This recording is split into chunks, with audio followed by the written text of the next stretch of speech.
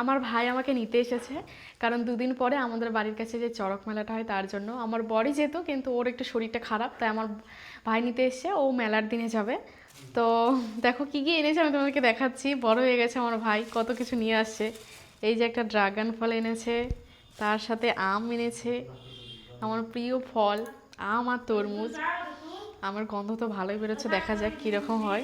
কটা আম এনেছিস? 4টা আম, ড্রাগন ফল। এখন তো আমের সিজন না, তার মানে আমটা হয়তো অতটা ভালো। 12 মাসা। আর এইদিকে দেখো, একটা নিমকির প্যাকেটও এনেছে। এখানে কত রকমের মিষ্টি আনছে।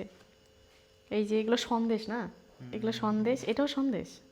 ওটাও মিষ্টির মতোই আছে। আর এখানে আবার হচ্ছে এটাকে কি যেন মিষ্টি বলে, লাড্ডু। তো যাই হোক, 3 রকমের মিষ্টি আনছে, আবার ফল টল এনেছে। আমার ভাই বড় হয়ে গেছে, আর মানে দিদির বাড়িতে এসে এত কিছু নিয়ে এসে